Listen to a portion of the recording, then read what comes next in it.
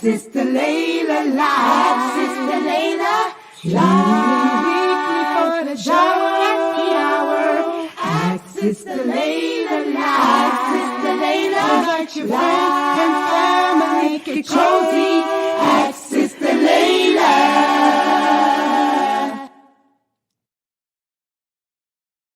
Whoever's doing this. And by the way, what are you getting a piercing at? Let's talk about it. Any other questions? This is gonna be good. Welcome to Ask Sister Laila Live. And by the way, what are you getting a piercing at? Let's talk about it. Wait a minute. Time for the Ask Sister Laila live show. Lines are now open. 862-370-2838. Ina alhamdulillah, wa salat, wa salam ala wa rasulallah. Welcome everybody to the Ask Sister Laila live show. And this is where you can come and ask your questions about Islam. And inshallah, I'll try to answer them. If I can't answer your question, you know, I do have Sheikh Morsi, inshallah, on standby, who I can call. Or we also have Dr. Ibrahim Dramali, who likes to come in and help with the questions too.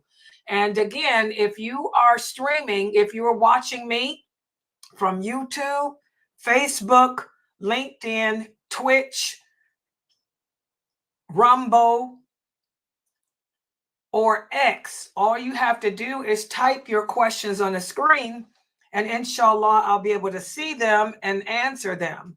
If you are on Telegram, unfortunately, Telegram, well, yeah, I can see them too. They can send me a message. I'm logged in on Telegram, so I can see them too. I guess I can see on all the platforms I'm using today. So yes, any questions that you have, you can simply just type them on the screen. Or if you would like to use the microphone to express yourself or go into detail about something, feel free to join our Zoom room. And you can access the Zoom room by simply going to www.Sunnahfollowers.net. And also, if you don't want to come to the Zoom room, there's a chat box there. You can send your question through WhatsApp on that text box. We do have a WhatsApp number. Our number is 862-370-2838. If you would like to call us on WhatsApp to get your question asked. So there's various different ways to get your questions asked to me. And let me make sure that it is on, yeah, they put it on WhatsApp, on our WhatsApp group, so they know that we're streaming. Or you can just call in using that phone number. You can call in that number to get your question answered too. Yeah, I know that one of the sisters is just typing, asking me that. I'm getting ready to address that now. I know last week, some of the new shahadas had come to me about a problem that they're experiencing in some of the masajids here in America. I don't know what's happening in other parts of the world. I can only speak on what's happening here. The sisters are saying that a big problem that they have is they'll go to the mosque to try to learn about the religion. Instead of being connected to a sister or a sisterhood that can help teach them how to wear hijab and how to pray, it seems like all the sisters are getting our brothers, telling them that about this marriage stuff, which we already did a special show on that, how marriage, when that hadith about how they take that hadith where the Prophet sallallahu alaihi wasallam speaks about the two main reasons as to why the majority of this nation will be in the hellfire: failure to control their tongue and their private parts. A lot of those brothers take that hadith and try to say that it means that that a woman needs to get married, and if you don't, if you do, 50% of the knowledge of the religion is going to fall in your lap. We already did a special on that. But what I have are some of the new shahadas saying that they're being verbally approached. The women that are under the age of 40, which is really crazy. The women under the age of 40 are being approached and, by men wanting to marry them at the mosque. And then we have the sisters who are over the age of 40 being told that they're too old to get married. I mean, it's like men are looking for, older men are looking for women who are younger, who are in their 20s and 30s. We're going to do a special talk about that next week. Because believe it or not, guys, there's a reason for that. It's based on two things. First of all, there's a madhab, and I don't teach madhabs. Islam is only based on two sources, the Quran and the authentic hadith of the Prophet, sallallahu alaihi wasallam. But from what I've been told, there is some madhab out there, some opinion from one of the 4 imams that women over the age of 40 are too old to be married. I don't know, because I don't deal with that. But of course, it's ridiculous. It's not true.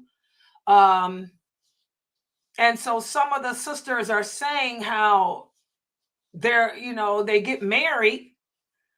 And when they turn, the closer that the men are divorcing them before they turn the age of 40, which I think is ludicrous. And it's based on this school of thought. I'm going to have to talk to Dr. Jamali about that, because that is ludicrous. But that's going to be a special topic tomorrow. But I can tell you medically, Islamically, it's garbage. It's nonsense. The Prophet Muhammad sallallahu alaihi wasallam did not say women over 40 shouldn't be married, or if you marry a woman over 40, she ain't no good, because we all know Khadijah was how old she was when he married her. Also, Sauda radiallahu anha was an older woman too. So that's garbage. But there is a medical reason as to why older men, when I talk about older men, I'm talking about men over the age of 40. Yes, men over the age of 40, not women. There's a reason why men over the age of 40 would prefer to marry young girls. Because believe it or not, sisters, that's when men go through menopause. Y'all didn't know that? Men go through menopause just like we women. It begins for them at the age of 40. Oh, yeah. Oh, yeah. So inshallah, next week, we're going to talk about that. And I'm going to speak about that from a medical perspective, and also I might even have a medical specialist in here with me too, who specializes in that, because we were talking about that. But there's nothing in Islam that says to divorce your women when they turn 40. I don't know where these brothers, there are so many sets and groups out there now.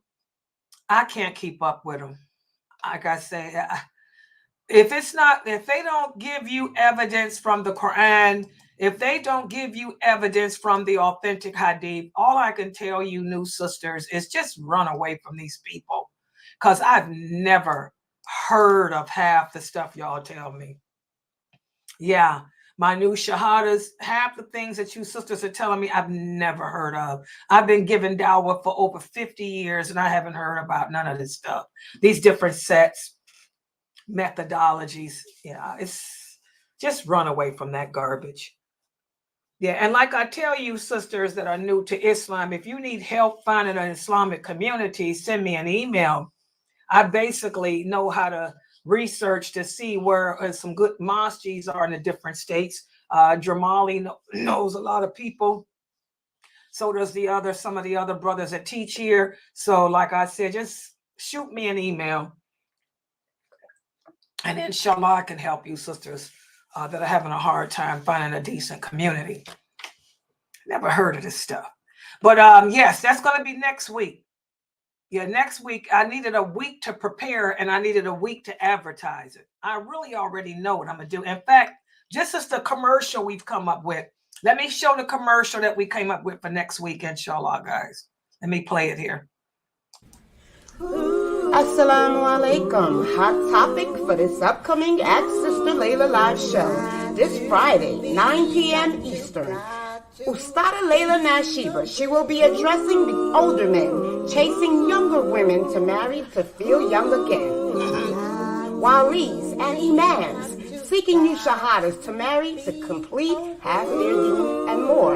You're not going to want to miss this show. Streaming on all major platforms.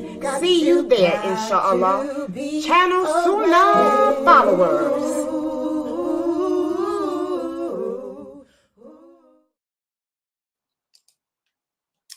Yeah, so inshallah, that's going to be I came up with that last night.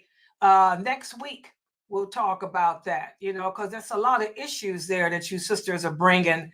Like I said, we already discussed the scrub imams. We talked about the scrub imams. There's a bunch of them out there, scrub brothers.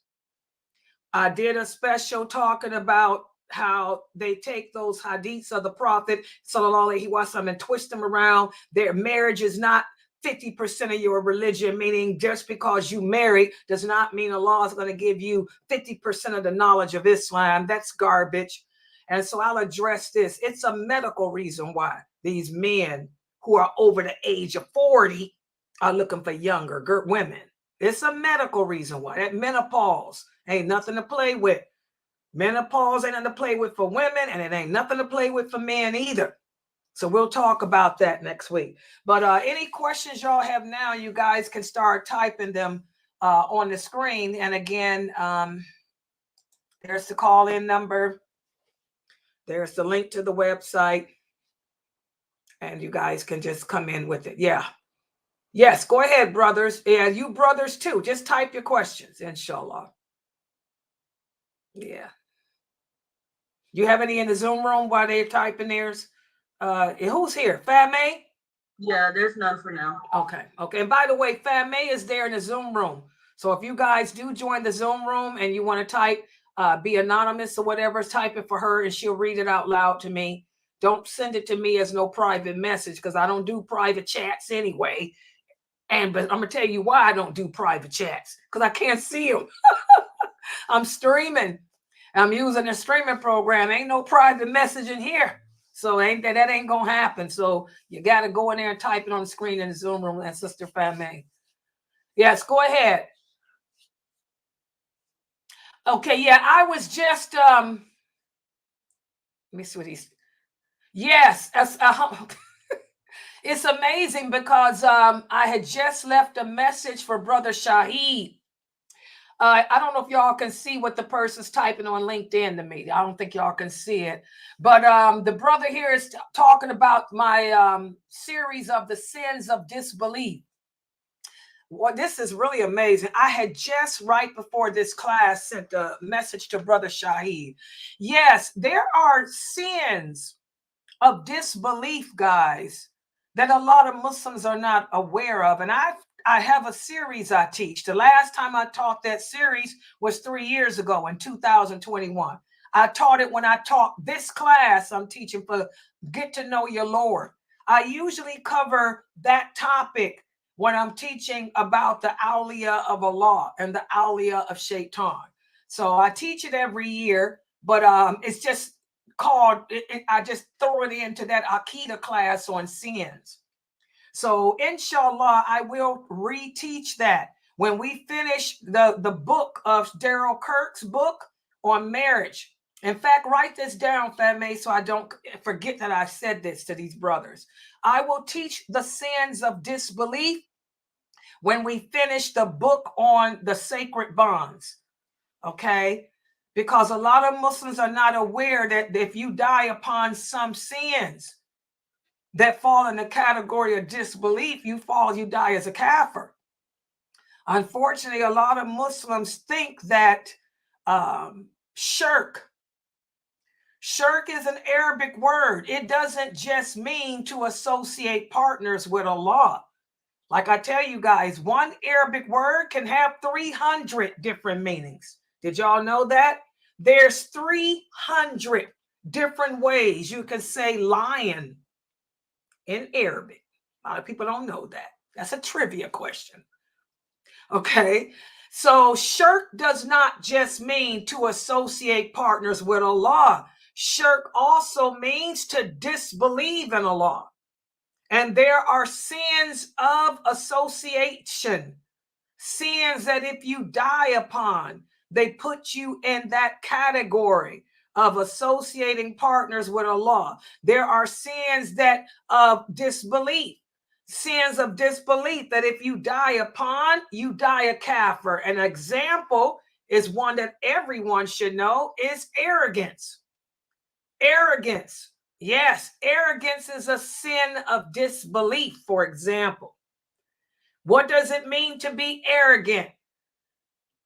To be arrogant means to think that you are superior over the rest of the creation. An arrogant person is a person that believes that he or she is above mistakes.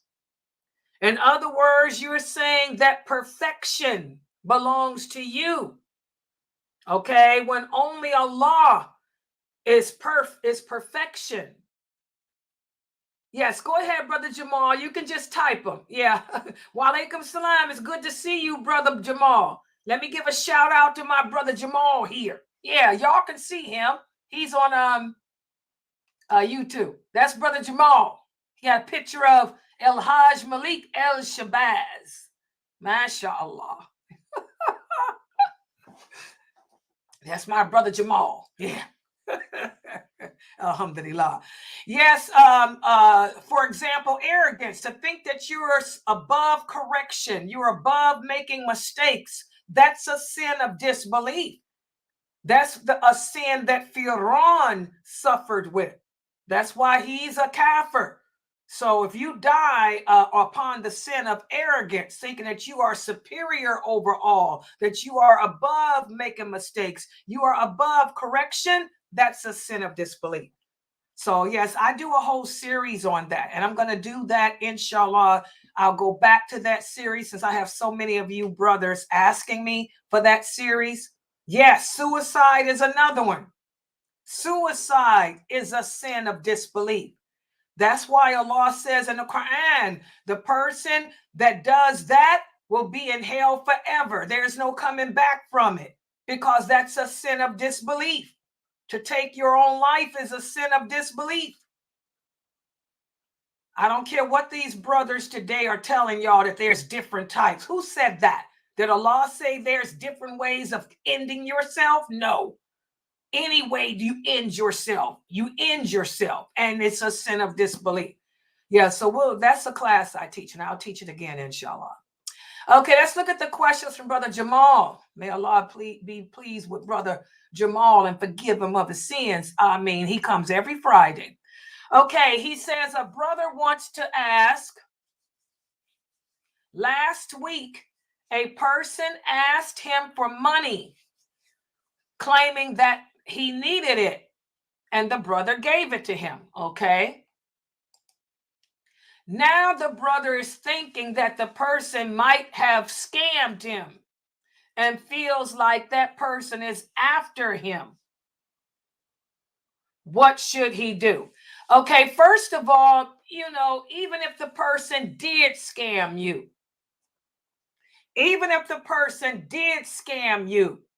the sin is on him. You get the reward for doing a good deed. You get the reward for trying to help a person. So even if that person scammed him, tell him don't worry about it, because he still got the reward. Allah rewarded him for trying to help another brother. Now, the second part, and he feels like that person is after him. What does he mean by that? I don't understand that part. Does he mean the person wants to do bodily harm to him? If he believes that somebody's trying to do bodily harm to him, then he needs to contact the proper authorities. Because one thing, our lives are sacred.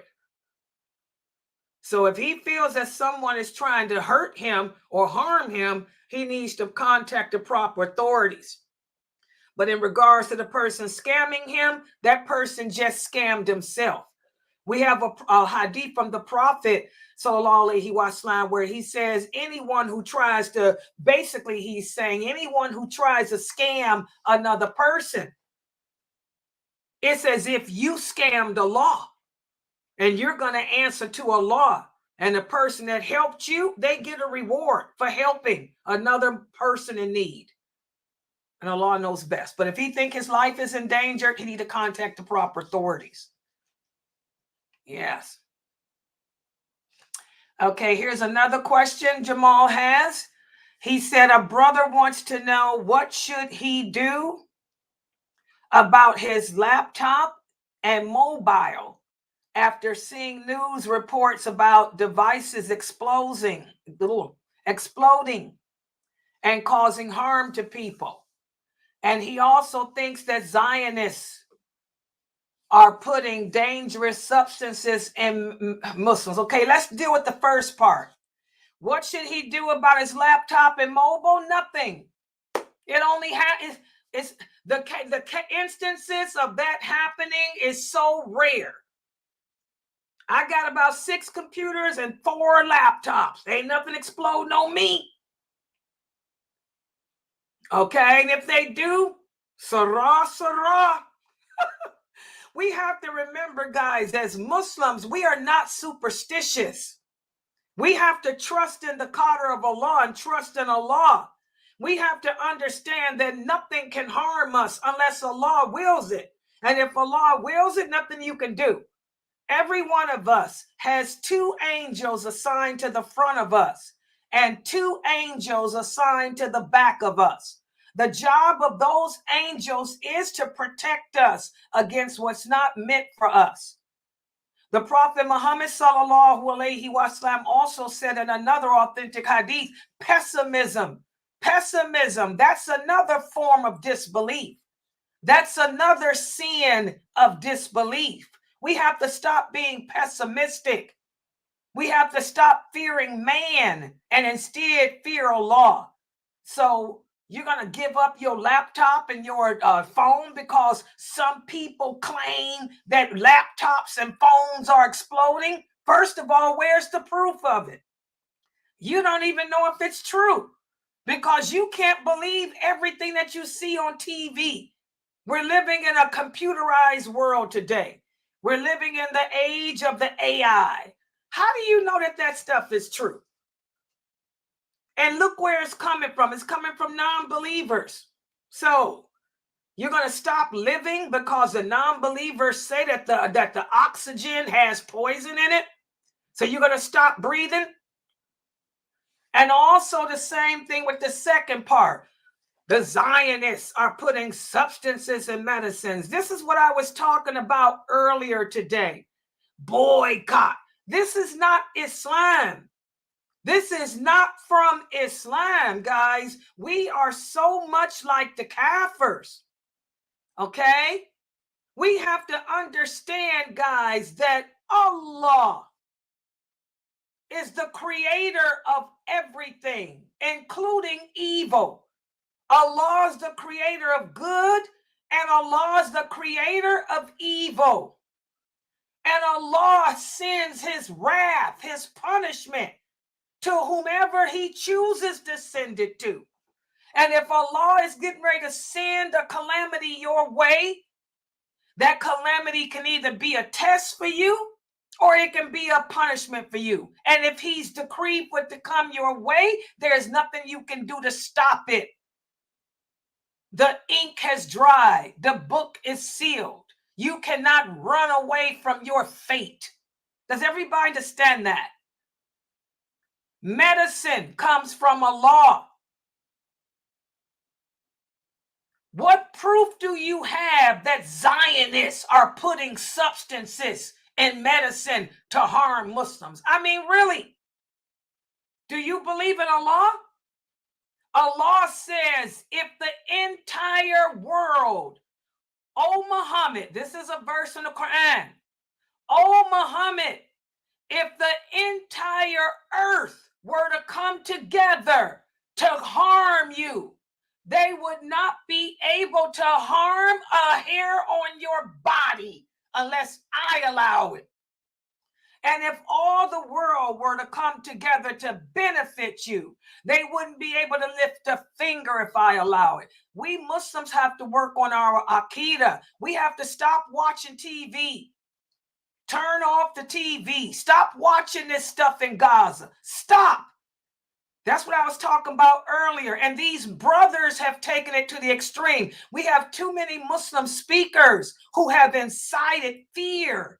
They've incited emotions inside of the Muslims today in the wrong way. The Muslims today in general are weak.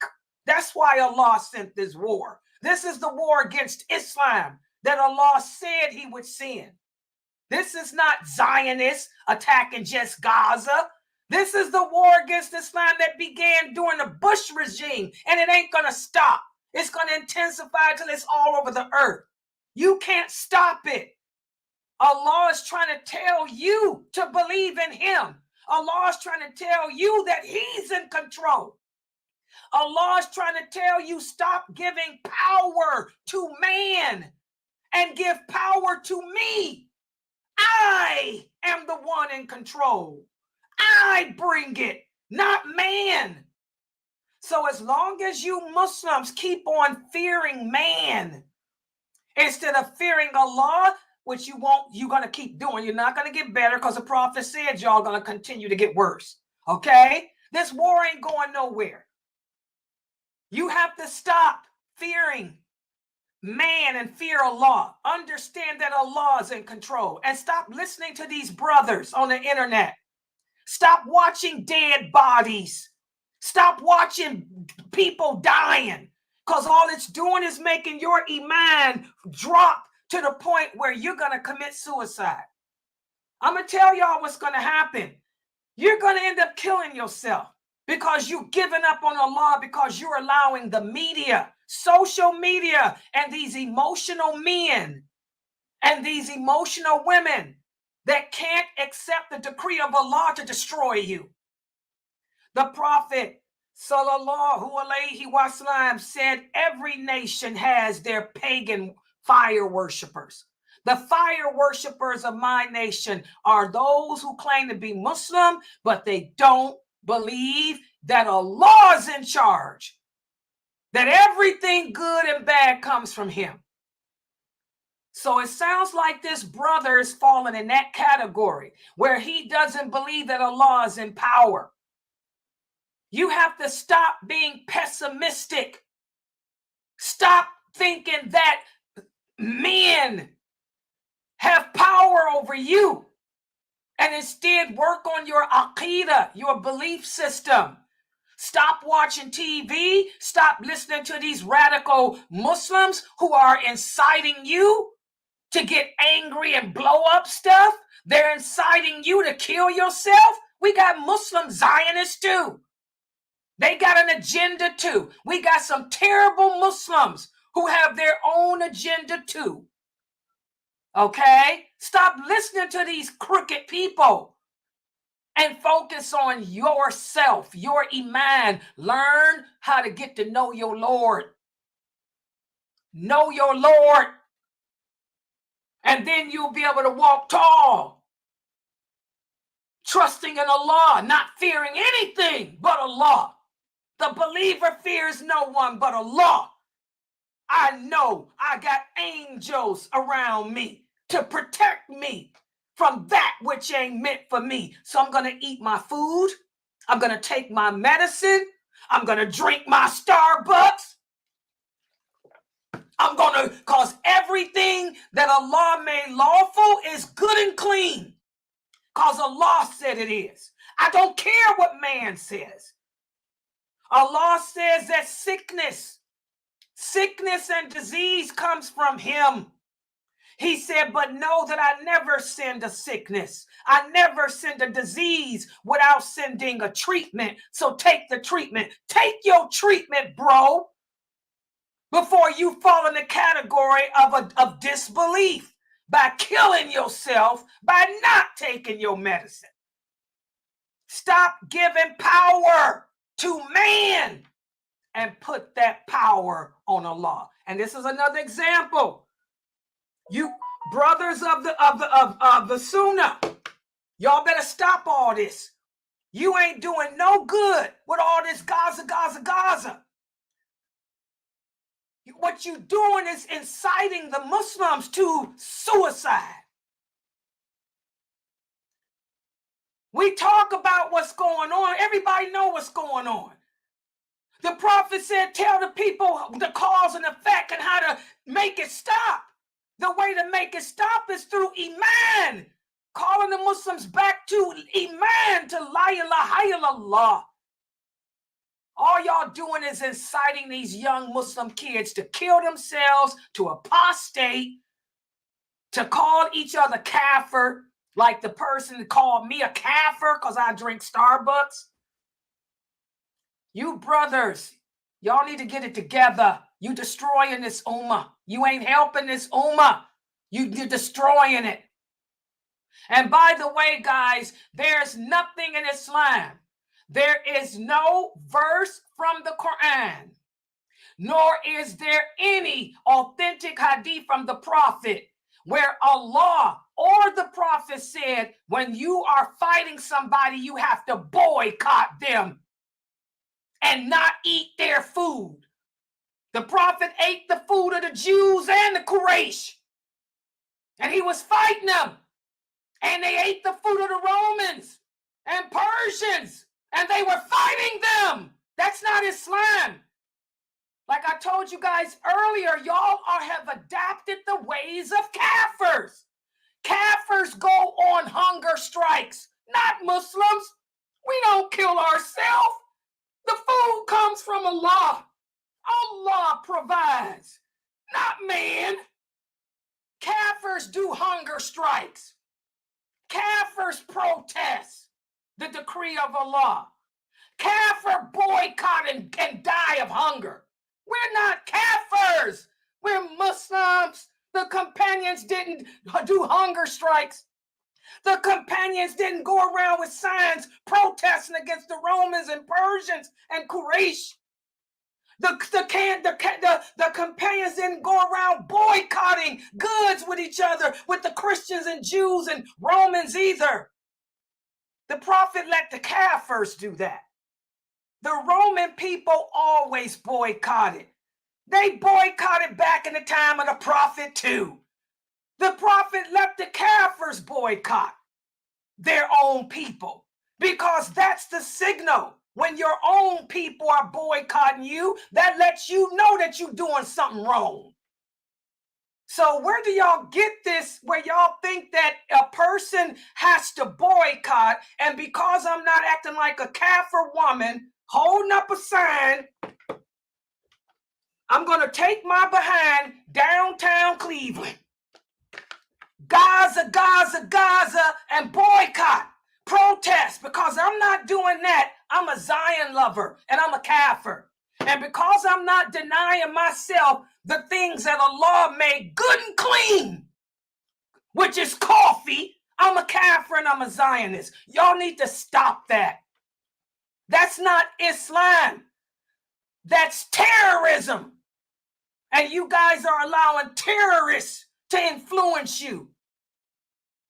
Seriously, we got some bad Muslims out there. Why y'all think Allah sent this war? There's some bad Muslims, man. They all ain't good. These type of questions are examples. Okay? So that's what I would tell this brother, to trust in Allah, fear Allah, and stop fearing man, and stop watching TV. Turn off the TV. Most of the stuff on there is garbage. And Allah knows best. Okay. Oh, Lord have mercy. Okay, here's another question. Okay, another brother wants to know, how can he discipline his wife who shouts and curses? Listen at this. This is a good question. How can he discipline his wife who shouts and curses? He is asking if it's acceptable to beat her, as he believes that if he does, he could end up in jail. Not only can he end up in jail, he might end up in his grave if he put his hands on the wrong woman. There's nothing in Islam that says you go around beating up on your wives, guys, because there's something about her that you don't like. This is another example as to how some Muslims will take a verse of the Quran or a hadith and twist it around. Allah does not say that because your wife has a characteristic that you don't like, you beat her. Because if you hit some women, they gonna hit you back. You hit some other type of women, they don't talk. They just take out a gun and shoot you. You hit another type of women, they'll wait till you sleep and they'll cut off certain parts of your body. So we don't go around beating up on people. That's not Islam. When that one verse of the Quran that you brothers misconstrue the meaning of, it's talking about a woman who's a skank. It's talking about a woman whose husband cannot trust her. When her husband leaves the house, she takes off her hijab. She goes out in the marketplace and behaves in an un-Islamic manner. That verse is talking about that type of woman. That's the type of woman that a man shouldn't even be married to be honest. Okay? That verse does not apply to every woman because she got a characteristic you don't like. If your wife curses, all women curse. Let me just break this down. The Prophet Sallallahu Alaihi Wasallam said, one of the reasons as to why there will be more women in hell than men is because women have a problem with their tongue. When we get upset, we get loud, louder than men. When we get upset, we curse and use profanity more than men do. That's one of the habits of a woman. I do it too. Some of us can control it though. I control it. Younger women have to learn to control it. Let me give an example. The Prophet's wife, Aisha, may Allah be pleased with her. Aisha had a problem with her tongue, her mouth. She liked to mouth back. She liked to stand toe to toe. Did the Prophet beat her up? Okay. Another wife with the same problem, Hafsa. All his wives were outspoken. Women get loud. Women become argumentative. Okay? You don't beat them up. It's your job as a man to try to calm her, to try to teach her. Don't do that like the Prophet did Aisha. Let me give you an example, an authentic hadith. What's the source? Sahih Bukhari. One day the Prophet Sallallahu Alaihi Wasallam was walking home from the mosque with Aisha, and they passed by a group of Jewish men. The Jewish men began to hurl, they said, Assalamu alaikum. They said, Assalamu alaikum. And the Prophet said, Wa alaikum in return. What they basically were saying was, death be upon you. When they did that, Aisha turned around.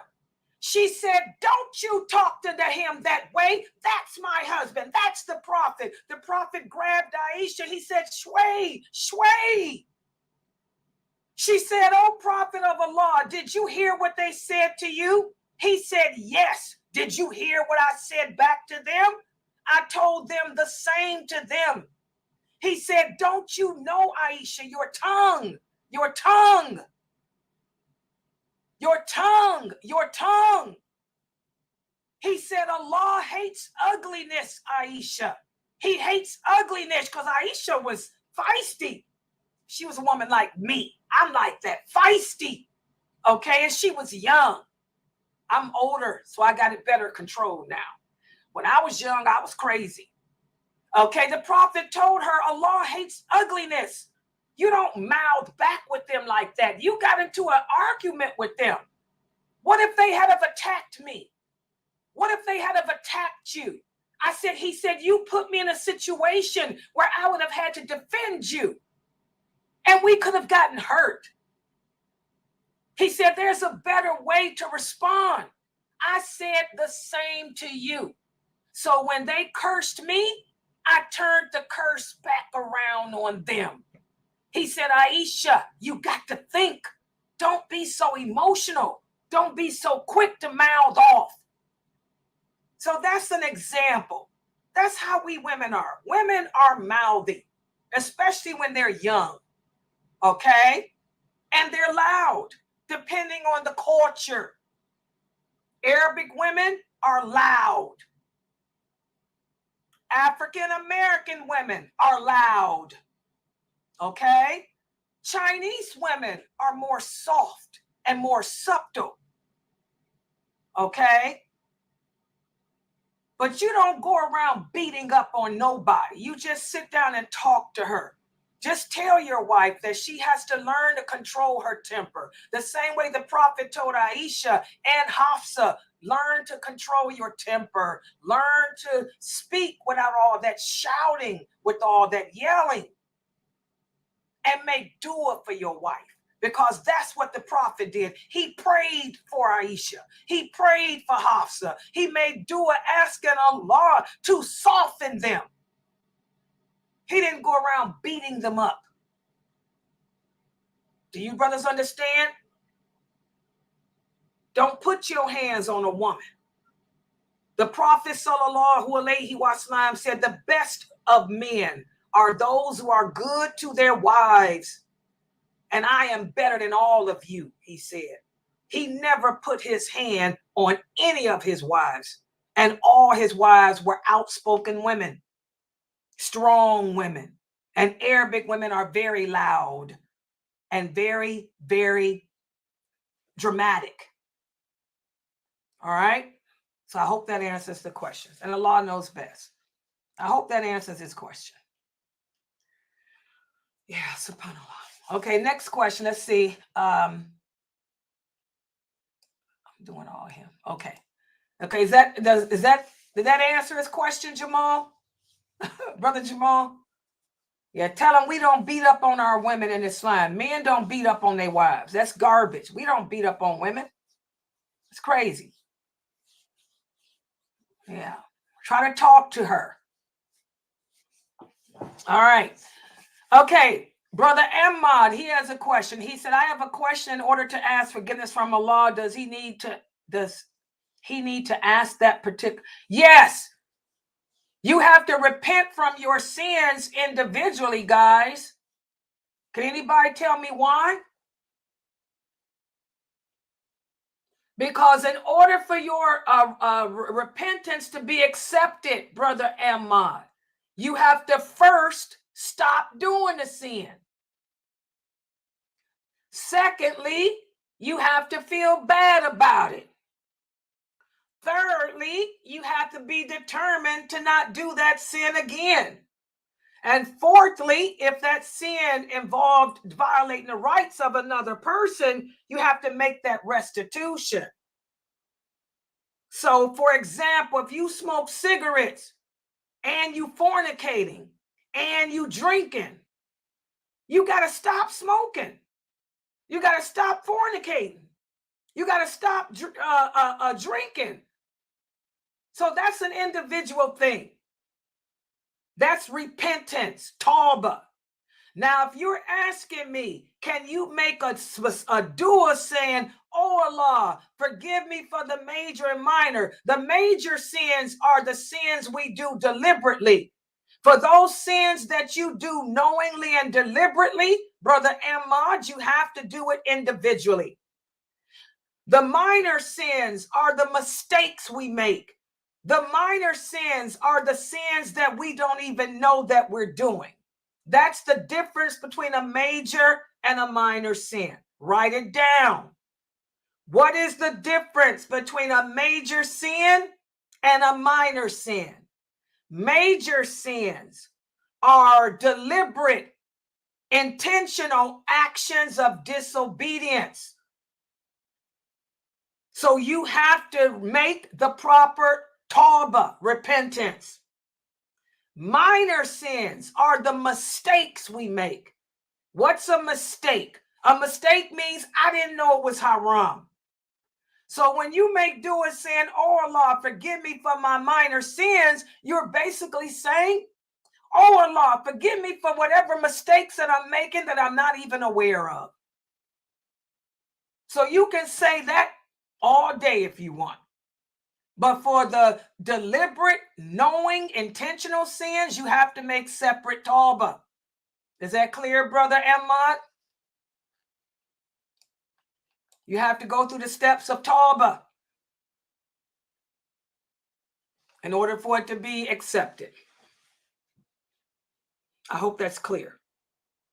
Because I can make dua saying, oh Allah, I can be smoking a cigarette right now and say, oh Allah, forgive me of my major and minor sins. Is Allah accepting this, guys? If I'm this a cigarette and I make dua, oh Allah, accept me of my major and minor sins. Am I being forgiven? No, because I'm still smoking. You got to stop. You got to feel bad about it. You got to be determined to never touch another cigarette. So Allah is not accepting that. Y'all understand? Common sense. Yeah. Okay. Minor sins are the mistakes. I didn't know it was haram to do whatever I did. So, oh Allah, forgive me for whatever it was. You know, that's different. Okay. All right, let's see. What else we got here? Okay, here's another question. Did the Prophet sallallahu alaihi wasallam? No, that's bid'ah. Remember, guys, all actions of worship must be done the way Allah legislated. We're going over how to pray. There is no hadith that says after the Prophet finished his prayers, he then went back on the floor and did another prostration. No, that's innovation. We don't do that in Islam. You're asking Allah to forgive you and you're thanking him. You're glorifying and praising Allah when you prostrate. So what's the point in ending your prayer and then doing it again? No, we don't do that. That's innovation, Brother Ahmad. That's innovation. Okay, let's see what else we have. Brother MBB, he says, when a man divorces his wife, does he have to use the word divorce? Yes, you got to say divorce. If I don't say divorce, if I tell you to go stand in a corner, is that the same as saying I divorce you? Is that the same as saying I divorce you? If I go to visit my husband and he tells me go back home, is that the same as saying I divorce you? You guys have to understand, divorce is when your husband tells you I divorce you. If he does not say I divorce you, you're not divorced because he told you to go back home. That doesn't mean that you're divorced. He just told you to go back home. Go back home. Okay. I'm going home. I'm going to have a good time. Call me when you want me to come back. That's not divorce. Everybody understand that? Divorce is I divorce you. It's not go stand in the corner. It's not go back to your mother. It's not go back to your sister.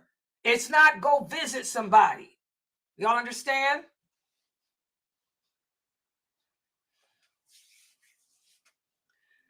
When a husband takes his wife back, no, that's not what that means. This is from the class that Dr. Dramali gave.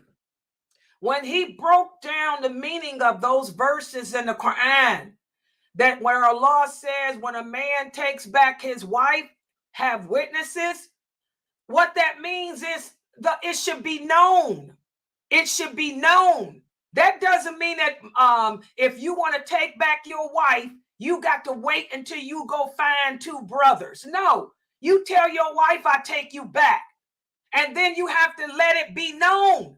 You let people know that she's not divorced. You understand? You say, you have to let everybody know we're no longer separated. My wife and I are no longer separated. I took her back. That means you let the people know that you're not separated. But no, that doesn't mean that I can't take my wife back unless I go find some people. No. Marriage, it should be known. You need to let people know that you're married so people don't try to make a move on your woman. So when you take her back, then you let people know I took her back. We're not divorced. We're back together. So that way no other man's going to try to make a move on your woman. Okay? Yeah. You understand, MB? MBB? Yeah, let the people know that you are not divorced. Let the people know. It should be witnesses to know that you took her back. Yeah, I took her back. Yeah. Yeah, alhamdulillah. Any questions in the Zoom room? Family? I know I had a bunch here. Any questions in there? Yeah, a couple. Okay. The first one is, if a person who is not in their right mind commits suicide, will they be held accountable for the things they did while they were in their right mind? What do you mean they were mentally ill? Bipolar or retarded or something? The pen is lifted. If a person is developmentally retarded, is what they used to call developmentally disabled. If you are schizophrenic, if you've had bipolar, that means you don't know who you are. You don't know nothing. You can't say, oh, well, I'm just having a bad day and I'm not in my right mind. Bang. No, you're in your right mind. Those people who were developmentally disabled, who are mentally ill due to schizophrenia, due to bipolarism, and they haven't had their medicine, the pen is lifted for those people. But if you are not a person that's mentally gone or mentally fried, you are aware of what's happening. And yes, it's a sin of disbelief. And Allah knows best. This is where we are today as Muslims. We play around with the religion too much. We change the hadiths. We twist the words around to suit our desires, our wants. That's why Allah has sent the war. And it ain't going nowhere except across the rest of the world. It ain't stopping. Yeah. Yeah, mentally ill people are not held accountable for what they do because they can't think. They don't know who they are. They don't know right from wrong. They don't know, they're not there. So the pen is lifted for them, but you can't say, oh, I just was having a bad day and I got so mad that I just wasn't thinking right. No, that's not mentally ill. That's a person with anger issues. Yeah. Y'all understand the difference? Exactly, sister. The sister's typing it here. Yes. Yeah. If you had a kid that was developmentally disabled, the pen is lifted for that kid, sister. They're not held accountable for nothing. I used to work with the developmentally disabled. I just retired from that. They're not held accountable. They don't know right from wrong. They don't know truth from falsehood. They're just, they don't think, they don't have cognitive thinking skills. So the pen is lifted. Don't worry about that. What happens to them? Allah knows best. That child could be a ticket to paradise for you, sister.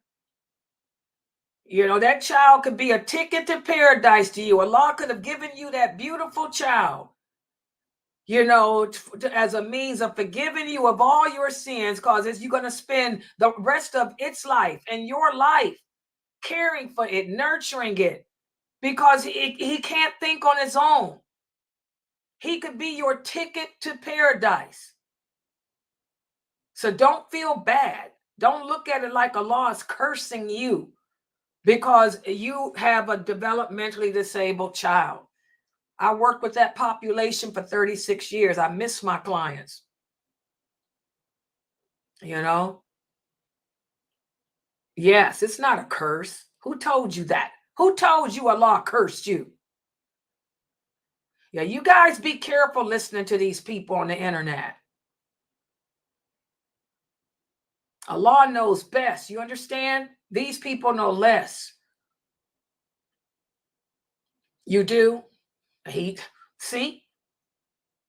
Every day that you care for that child and do what you're doing, your sins are being forgiven. Allah has forgiven you of your minor sins. And as far as what's going to happen to that child on the day of judgment, Allah knows best. Who told you that? There's nothing that says that. This is what I'm talking about, guys. We don't, and that's what Sheikh Saud was talking about yesterday. We don't follow anyone blindly. She's talking about the tristis that Ibn Taymiyyah has on jinn possession. I told you I love Ibn Taymiyyah. May Allah be pleased with him and forgive him of his sins, but I don't agree with him on everything. We don't follow anyone blindly except the Prophet Muhammad when it comes to this faith. I don't agree with that tristis. That's not true. I worked with this population. Who said that? Allah doesn't say anywhere in the Quran that because a person was born with developmental issues, that person's going to be in hell and is a jinn and you are cursed. That's not true. And by the way, Ibn Taymiyyah didn't say that either. They lie on Ibn Taymiyyah too, you know. He didn't go into that type of detail. He didn't say all that now. Yeah. So stop listening to these people. You love your child. Take care of that child. That child may be your ticket to paradise. What's his level of functioning? Is he high level or low? Does he do self-help skills? He can bathe himself, feed himself. Oh. What level is his mind? How old is he mentally? Oh, mashallah. 10 years old mentally? Okay, yeah, that's a good kid. That's considered high functioning. He does all his self-help skills. Mashallah. She said her son likes listening to me.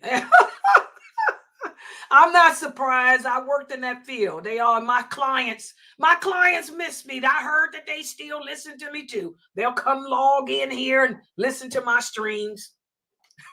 Yeah, but that is not a curse. Don't let nobody tell you that. Yeah, you take care of your son. Mashallah. Yeah, alhamdulillah. He's not aggressive then. He's not a high function aggressive. Oh, you got a nice kid. Yeah, alhamdulillah. Yeah, just take his medicine. Yeah, just keep him on his medicine. Yeah, ain't nothing wrong with him. Alhamdulillah. Good. He goes to the workshop. Okay, good. The guilt that comes from Shaitan. You guys have to remember, we all have a jinn assigned to us. And that jinn is going to push you to doubt yourself, question what you believe, blame yourself. That personal jinn wants you to end yourself if he could. So don't listen to that stuff. That ain't no curse from Allah. How do you know that? It's a blessing from Allah. And when you start having those thoughts, say, A'udhu billahi minash shaitanir rajim. This is a blessing and a test of patience for me from Allah. The Prophet Muhammad sallallahu alaihi wasallam said the best way to refute Shaitan is to rebuke him. Do the opposite. Think the opposite. Say the opposite of what he tries to get you to think or say. Yeah, so every time somebody say that or you get that thought, say, A'udhu billahi, he's my gift from Allah and a ticket for me. Alhamdulillah. Yeah, any questions in there, family? The next question is, I am having a difficult time trying to get my 14-year-old daughter to wear hijab and cover her body.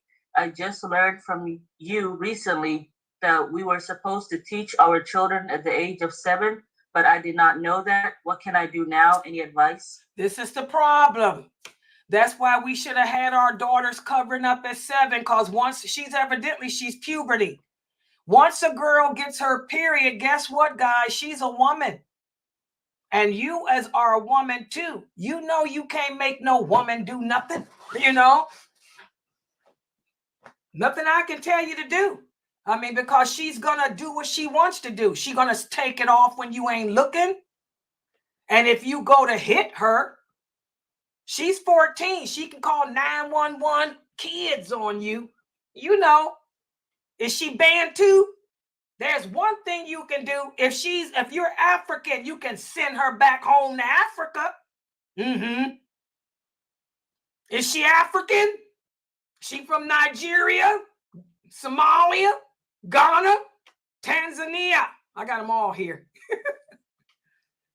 Yeah, I got Congo too. Send her back home to Africa. That's the only thing I can tell you to do. Yeah, but if she's got her menses, you sisters done waited too long. Y'all should have had these girls covering up at the age of 7. Because once a girl reaches puberty, you can't make her get modest then. It's all about sex, sex, sex. Nicki Minaj, Cardi B. It's the Cardi B show. You can talk to her. You know, try to soften up her heart by teaching her what you should have taught her when she was 7, which is Aqidah. But whether she's going to take it, accept it now at 14. I got married when I was 14. I know how a 14-year-old thinks because I got married at 14. Sure did. Yeah, so that's all I can tell you. If she's from Africa, send her back home. Allah knows best. Any other questions? It's sad too, but it's America. Next question is, since we Muslims cannot do surrogacy or adoption, what can a married couple do if the doctor told them that they are not able to have children and nothing has worked?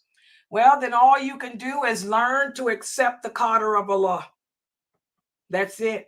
Because that other stuff is haram. This is your test in life. Learn to submit to Allah's decree and fall in love with your nieces and your nephews. The Prophet sallallahu alaihi wasallam said the aunt is just like the mother. The uncle is just like the father. So if you guys have nephews and nieces from your sisters and brothers, love them. Treat them as if they were your own. Try to call them to Islam. But that's all, because we cannot violate the laws of Allah. You can't make something lawful that Allah made haram. Aisha, did you guys know that that's one of the things that Aisha used to cry about? Aisha, may Allah be pleased with her. She was the only wife he married that was virgin. Do you guys know that when Maria was not even his wife. She was the Prophet's right-hand possession. When Maria got pregnant with her baby, Aisha almost had a breakdown. Aisha says that was the most difficult time of her life, because she used to even say, why would Allah give Maria a child and not me? When I was a virgin, I am the only one of the prophet's wives. She was the only one of the prophet's wives who didn't have children, guys. How many of you knew that? Aisha was the only wife of the prophet that had no kids. And so, she said that's something that she struggled with. And that's when the Prophet sallallahu alaihi wasallam told her, he said, Aisha, I know you're jealous. You're jealous. He said, but Allah's qadr is Allah's qadr.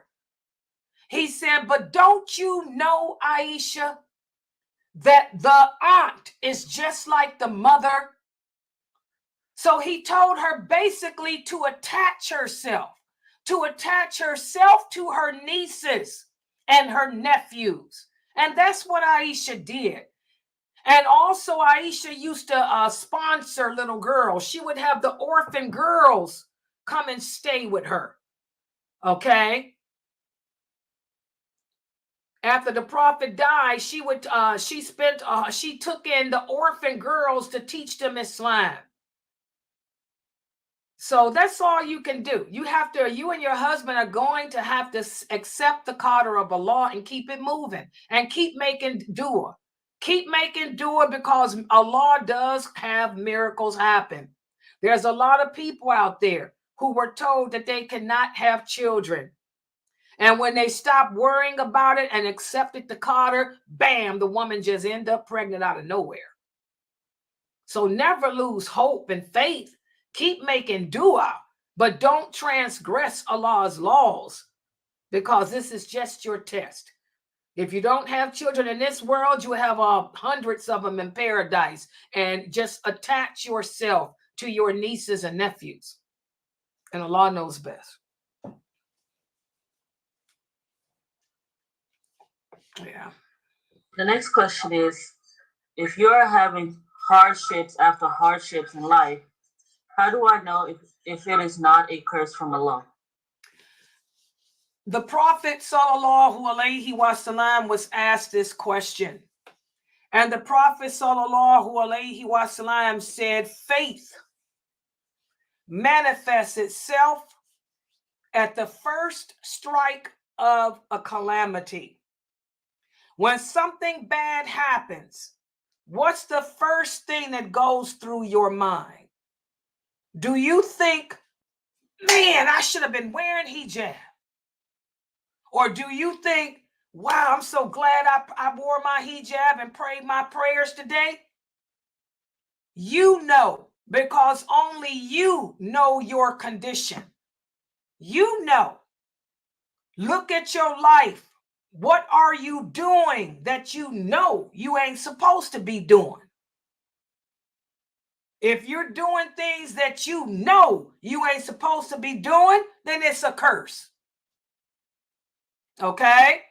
But if you can honestly look at your life and say, wow, I've been doing so well. I'm doing my best to obey Allah and submit to his qadr. Then that's how you know it's a trial. But you know, just like that time I told y'all I was driving home from work in a blizzard. I used to work third shift. I got off at 6:30. Fajr came in at 6 o'clock. I said, I'll wait till I get home to make Fajr. I should have made it at 6. But I said, no, I'll wait till I get home. I shouldn't. I got in my car, driving home. It was ice, and I started sliding. And this car was doing this, and I saw a pole coming. I said, no, I should have made Fajr. And the car stopped. The car stopped before it hit the pole. That's how I knew that was Allah telling me something.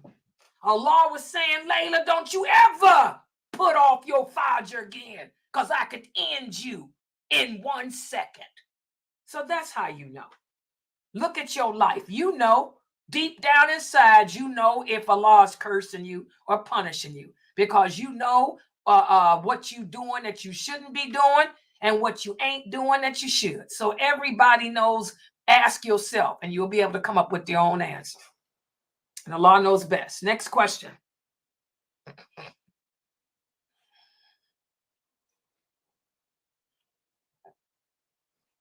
Yeah, Go ahead. If I'm staying over at my aunt's house and her husband is there, am I supposed to keep my hijab on around him? Is my aunt's husband my mahram? Yes, you are supposed to keep it on because her husband is not a mahram to you. Her husband is not a mahram to you. He's not your blood relative. So you have to keep it on when he's there. Yes. So be careful with that. I know, a lot of us here in America be like, girl, my aunt's husband would never want to marry me, but still, he's not a mahram to you. He's lawful in marriage for you. So you have to keep your hijab on around him. He's lawful in marriage. And Allah knows best.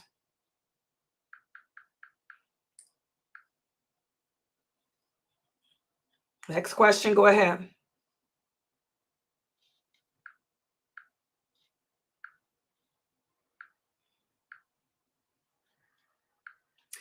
Okay, here's a question on Rumble. I see it. I'm getting ready to read it now. Oh, God, it's so little.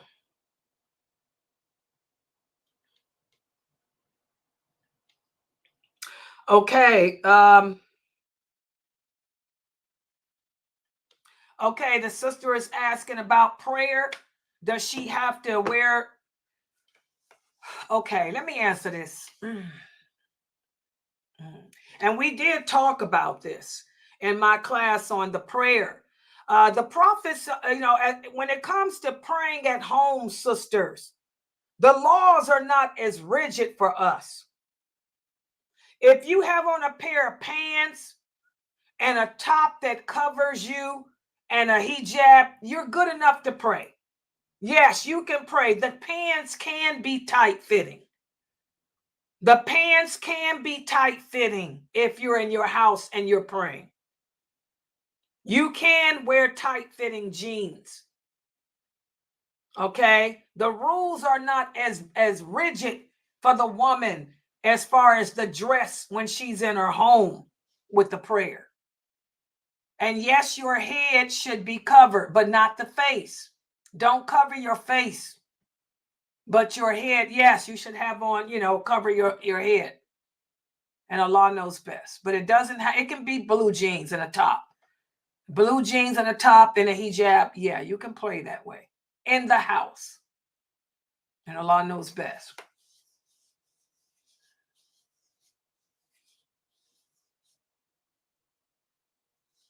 Okay. Okay, this brother here wants to know how many times. Okay, I'm looking at him. He's typing. Okay, I'll wait for you to finish.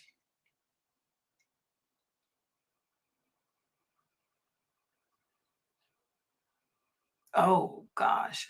Okay, he's typing. He divorced his wife in January and took her back.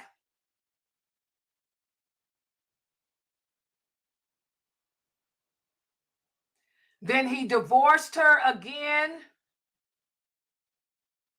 in March and took her back.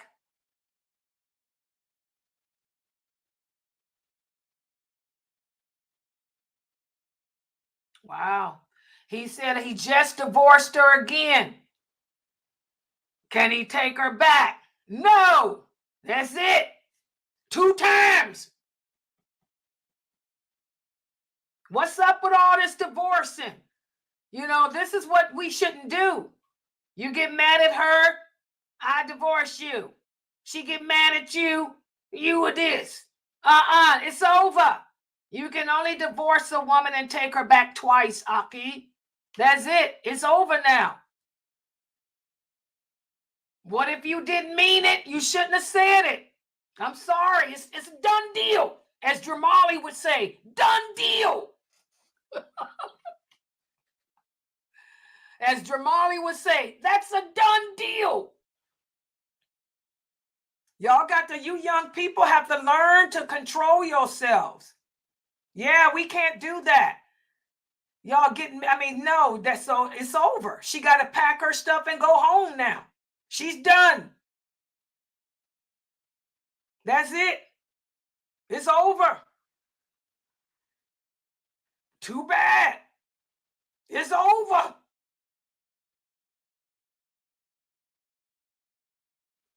Okay, that's the answer.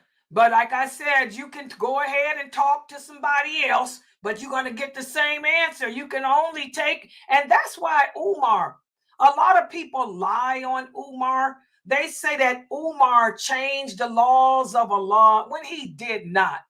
Umar, may Allah be pleased with him, never changed the laws of Allah. What Umar did was put policies in effect to stop people from abusing Allah's laws, like marriage.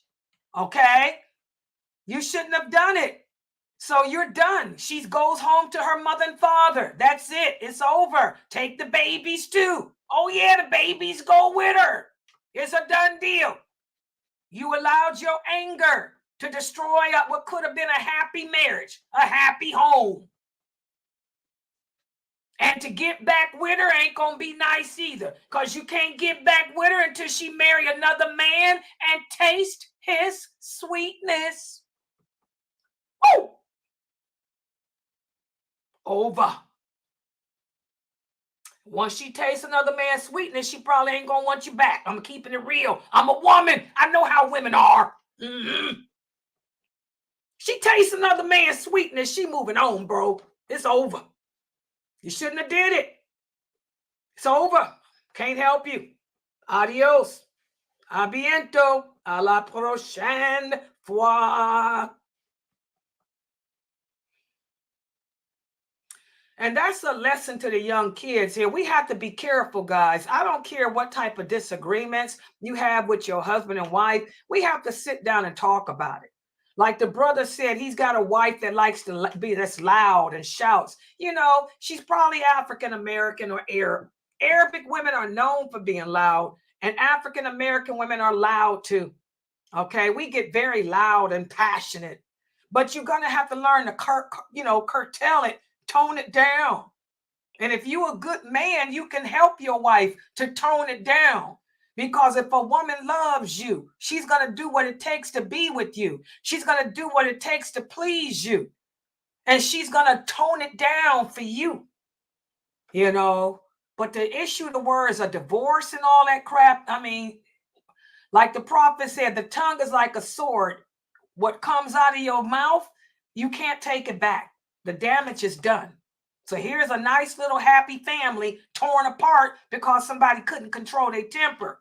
And probably over something stupid like she made chicken instead of falafels. I bet you it's something stupid like that. Yeah, so. I agree with you. There he is. There he is. Done deal. You heard me mention you, Dr. Jamali. Like you would say, done deal. Let me put him on camera. Talk to the brother, Dr. Jamal. Here he is. Can he turn it on? Yeah, there he's co-hosted. Yeah. It's okay. It's okay. I stuck in the airport. I'm going back to Duncanville. Oh, you in the airport? They got you stuck in there? Yeah, I lost my airplane to Florida, so I'm going back to the airport. Is this Spirit again? Spirit, unfortunately.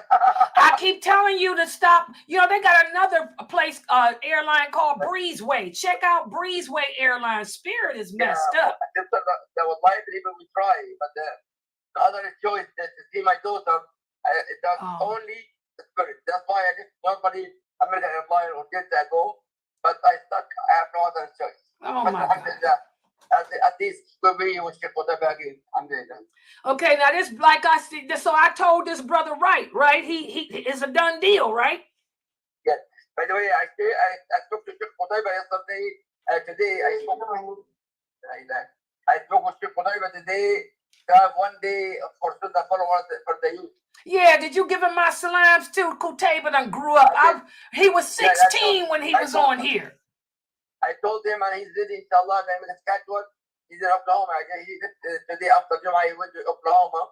When inshallah when he come back, we'll arrange one day for him.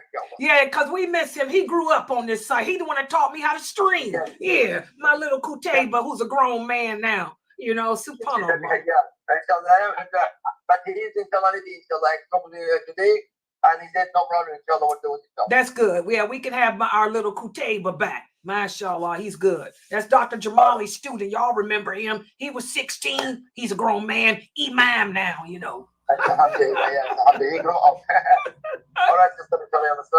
wa alaikum salam wa rahmatullah. Alhamdulillah. Yeah, so unfortunately, brother, I'm sorry. You know, y'all, I mean, that's just, it happens. You know, y'all got to learn how to grow up. You kids got to stop playing with marriage like that. You know, it's sad, but it's over. Nothing else we can do. Okay, brother Shahid, you got a question? Okay, go ahead. Let's see. Oh, by the way, brother Shahid, did you see my post to you? I'm going to teach that class again, the sins of disbelief, because 2 other brothers are asking me for that class too. Yeah, brother Edward and brother from Russia. So I'm going to teach that, the sins of disbelief. I'm going to teach that class probably in the next next month or so, because we almost done with the sacred bonds of marriage. Yeah, I'll replace that class with it. Okay, let's see what the question brother Shahid has. Woo, look at this question, guys. He said, Sister Laila, if I wanted to marry a sister who's a student of the Sunnahfollowers, and I don't have any way of getting in touch with her guardian, what should I do? Is it okay if I, number one, ask one of the teachers of the Sunnahfollowers to reach out to her guardian for me and give him my information, or have the sister talk to her, or have my sister, or just continue? No, this what you, is it one of the twins? Is it the twins, brother Shahid? Is it the twins?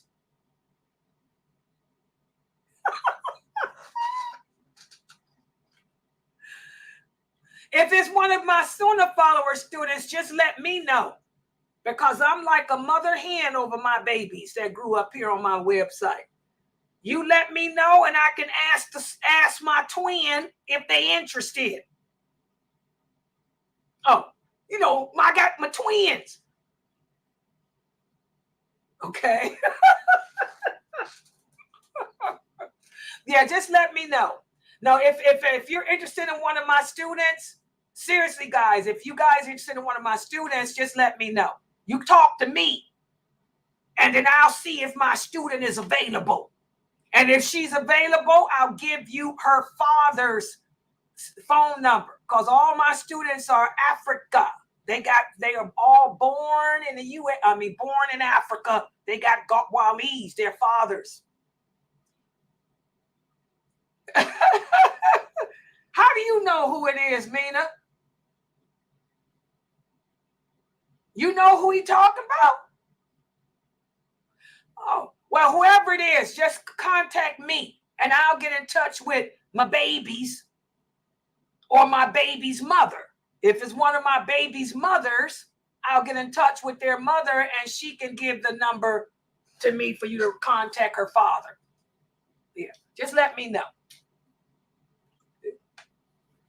We've had marriages here from my website over the years.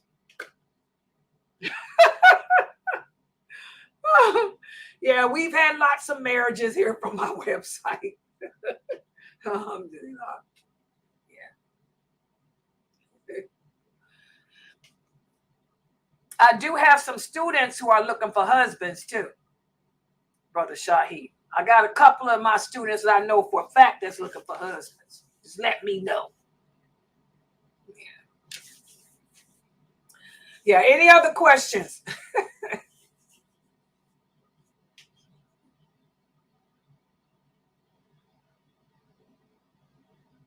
Oh, really? How can you tell? Sister Wefas, she said she sees a sadness in my eyes. Girl, you see a red spot in my eye. By the way, is Aya in there? Aya.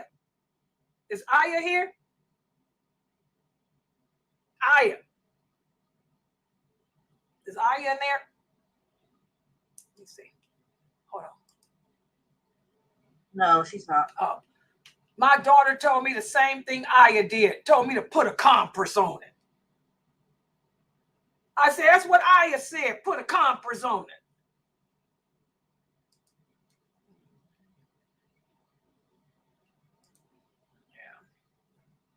Yeah. Jamali did your nikah? Oh, wow. Alhamdulillah, Sister Goldie.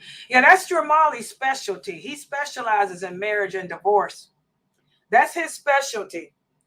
I remember years ago, guys, let me just give you all a little information about Dr. Jamali. Back in the early 2000s, there was a very famous divorce case in Texas that had made the national news here in America because it was some investigations going on or something. I can't remember. It was some famous couple or some crap, and they were Muslim. I'll never forget, they went to court for their divorce stuff, and they had to contact an Islamic scholar. The judge wanted an Islamic scholar's view because it was all the national news, whatever. And out of all the Muslims in America, guess who they contacted for the scholarly view? And he was on CNN. Jamali was on CNN News. They contacted Dr. Ibrahim Jamali. That's before he got sick and had that surgery and stuff. He was on there talking about the divorce situation, about it. He was given the laws of Sharia in regards to divorce. Yes, Jamali. He was all on CNN News and everything. It was a famous case out of Texas. That's his specialty, marriage and divorce. Yeah. Yeah.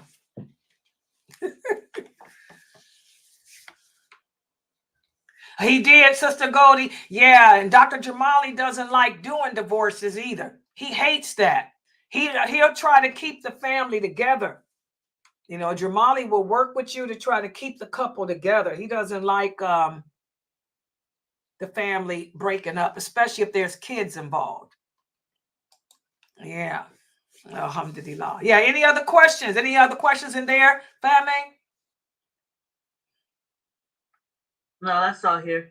And by the way, guys, what do you guys think of the classes so far that I'm teaching?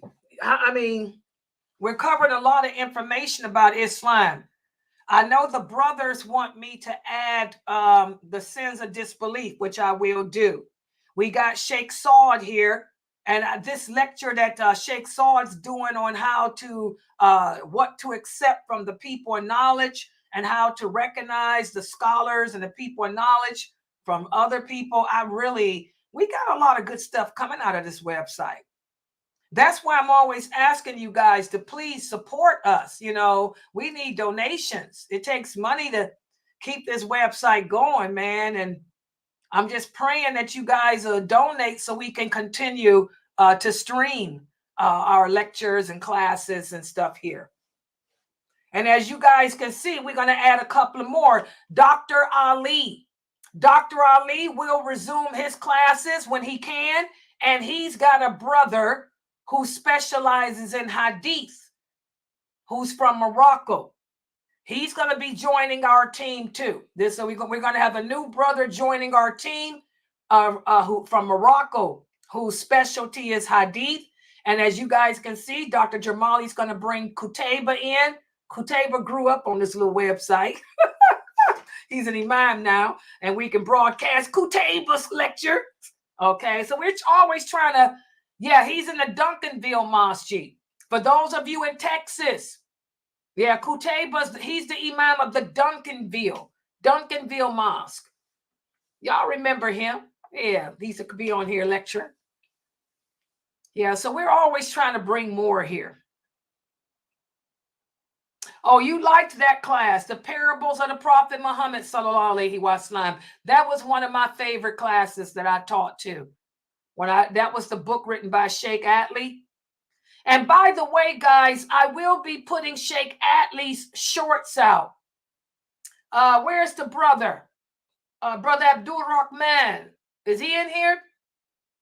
Yeah, Brother Abdul Rahman, I got your email.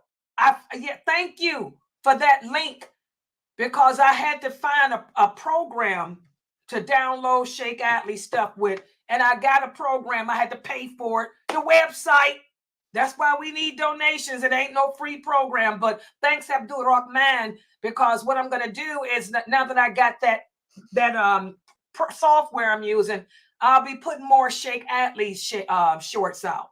I put some out today too about gratitude. Exactly. You see them?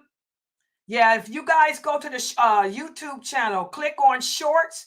I put some shorts out today of Sheikh Atlee's where he's speaking about gratitude, how we should be more grateful, the blessings of the family, the blessings of the home. Very good reminders. Yeah, so I'll try to put Sheikh Atlee's stuff out every night too, inshallah, because I got that program. Yeah. Are there any other questions or comments? Any other questions? Because if we don't have any other questions, I'm going to end it. Yeah, I'm tired. I want to write in my book. Oh, you love my classes, Sister Asa? MashaAllah. Oh, you're learning a lot? Alhamdulillah. MashaAllah. I love those nails too. You know, I used to go get my nails done all the time. I haven't been able to do them because of this website. Look at my hands now.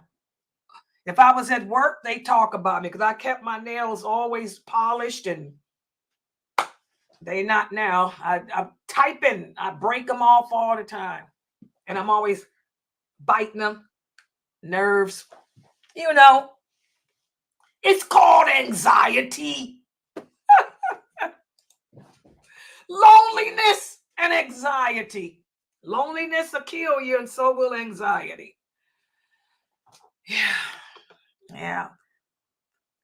Yes, tomorrow's classes. What's tomorrow, guys? Saturday? We don't have Sister Samat, do we? Fame? Who we got tomorrow? Fame? Me? Yeah, I don't know if Hanif is coming back or... Oh, but it's not Samat though, right? No, I don't think so. We had her last week, didn't we? Because she did tomorrow it'll be who else we got? Jamali, right? Jamali. Yeah, Jamali's class will be at 9 o'clock tomorrow. And Dr. Assam is at 4. And either Brother Hanif or me. If Brother Hanif doesn't show up, then I'll do my 6:30 class. Yeah, I'll put the schedule out tonight. I got to look at it. All right, so let me play the video again. This is what next week's Ask Sister Laila live show. I'm going to have a topic, a theme. It's going to focus in on this. And let me play that video again so y'all can see. Where is it at? Assalamu alaikum. Hot topic for this upcoming Ask Sister Laila live show. This Friday, 9 p.m. Eastern. Ustada Laila Nashiba, she will be addressing the older men chasing younger women to marry to feel young again. Waris and imams seeking new shahadas to marry to complete half their deen and more. You're not going to want to miss this show. Streaming on all major platforms. See you there, inshallah. Channel Sunnahfollowers.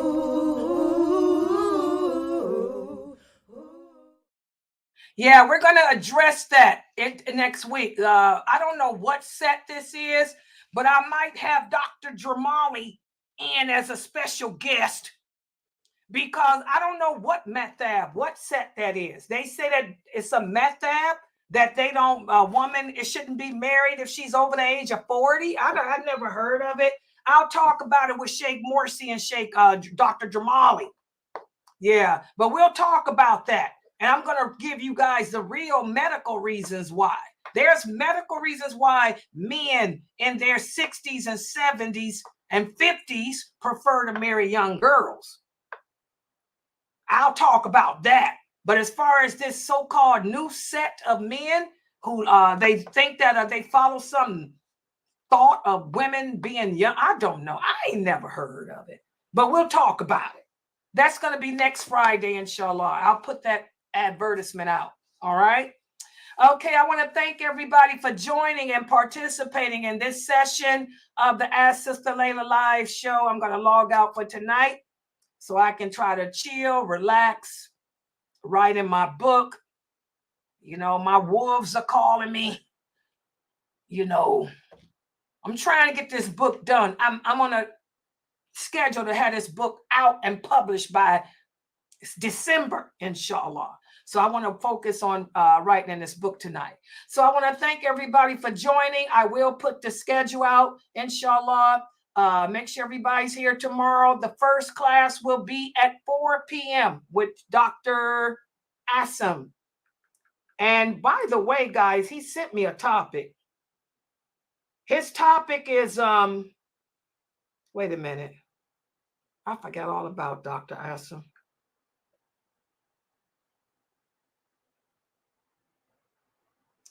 Oh, God, y'all want to know what his topic is tomorrow?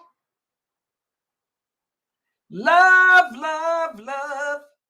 His topic is love in Islam. Y'all hear that, Fresno?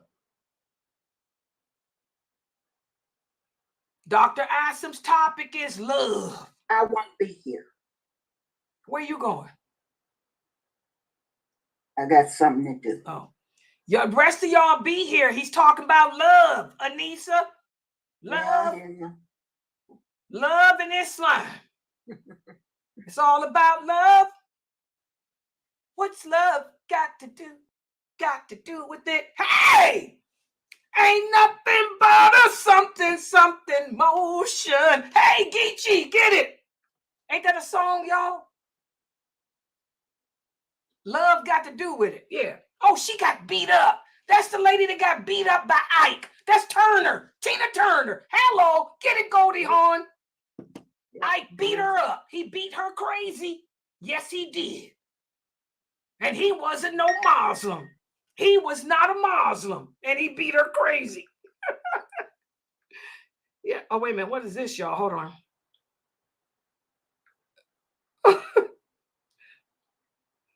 You to come down there this summer for show.